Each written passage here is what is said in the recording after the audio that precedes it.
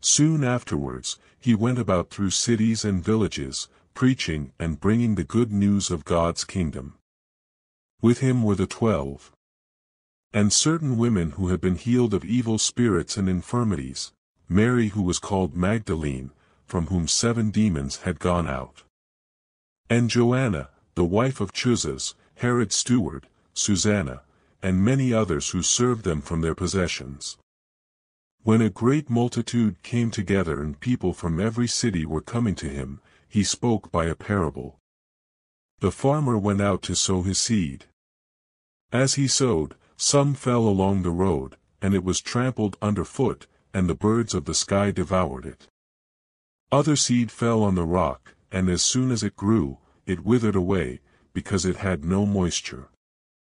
Other fell amid the thorns, and the thorns grew with it and choked it. Other fell into the good ground and grew and produced 100 times as much fruit.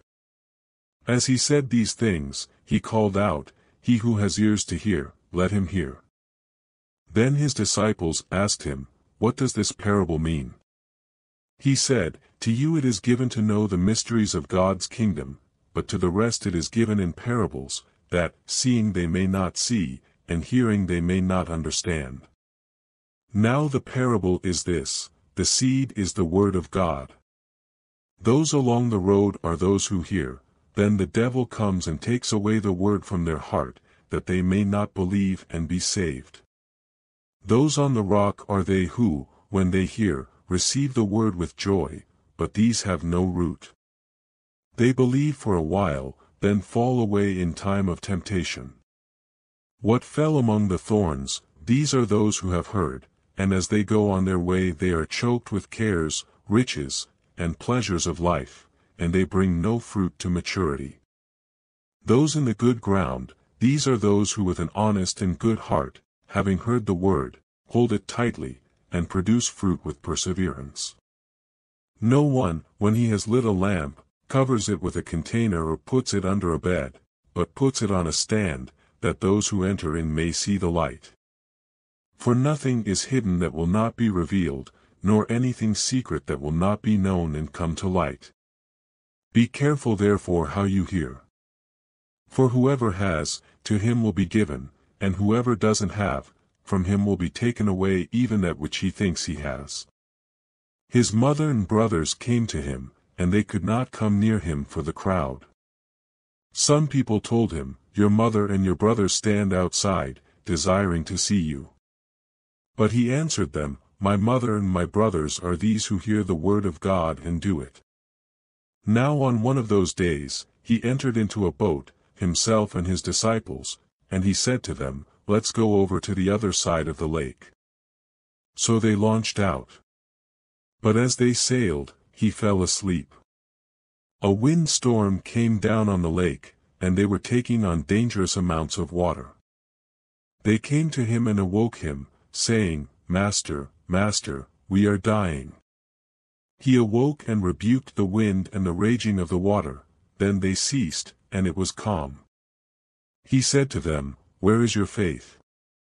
Being afraid, they marveled, saying to one another, "Who is this then, that he commands even the winds and the water, and they obey him?" Then they arrived at the country of the Gerasenes, which is opposite Galilee. When Jesus stepped ashore, a certain man out of the city who had demons for a long time met him. He wore no clothes, and didn't live in a house, but in the tombs.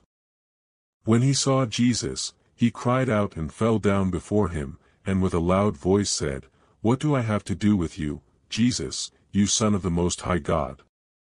I beg you, don't torment me." For Jesus was commanding the unclean spirit to come out of the man. For the unclean spirit had often seized the man. He was kept under guard and bound with chains and fetters. Breaking the bonds apart, he was driven by the demon into the desert. Jesus asked him, "What is your name?" He said, "Legion," for many demons had entered into him.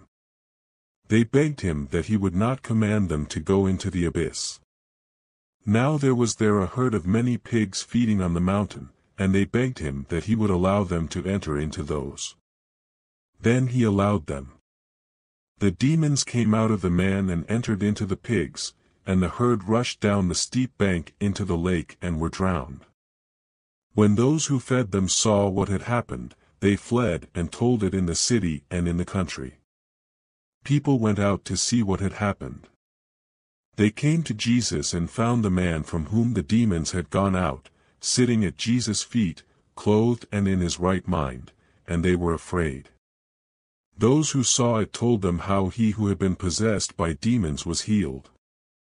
All the people of the surrounding country of the Gadarenes asked him to depart from them, for they were very much afraid. Then he entered into the boat and returned. But the man from whom the demons had gone out begged him that he might go with him, but Jesus sent him away, saying, "Return to your house, and declare what great things God has done for you." He went his way, proclaiming throughout the whole city what great things Jesus had done for him. When Jesus returned, the multitude welcomed him, for they were all waiting for him. Behold, a man named Jairus came. He was a ruler of the synagogue. He fell down at Jesus' feet and begged him to come into his house. For he had an only-born daughter, about 12 years of age, and she was dying. But as he went, the multitudes pressed against him. A woman who had a flow of blood for 12 years, who had spent all her living on physicians and could not be healed by any, came behind him and touched the fringe of his cloak. Immediately the flow of her blood stopped. Jesus said, "Who touched me?" When all denied it, Peter and those with him said, "Master, the multitudes press and jostle you, and you say, 'Who touched me?'" But Jesus said, "Someone did touch me, for I perceive that power has gone out of me." When the woman saw that she was not hidden, she came trembling, and falling down before him declared to him in the presence of all the people the reason why she had touched him, and how she was healed immediately. He said to her, "Daughter, cheer up. Your faith has made you well. Go in peace." While he still spoke, one from the ruler of the synagogue's house came, saying to him, "Your daughter is dead. Don't trouble the teacher." But Jesus, hearing it, answered him, "Don't be afraid. Only believe, and she will be healed." When he came to the house, he didn't allow anyone to enter in, except Peter, John, James, the father of the child, and her mother. All were weeping and mourning her, but he said, "Don't weep. She isn't dead, but sleeping." They were ridiculing him, knowing that she was dead. But he put them all outside, and taking her by the hand, he called, saying, "Child, arise." Her spirit returned, and she rose up immediately. He commanded that something be given to her to eat. Her parents were amazed, but he commanded them to tell no one what had been done.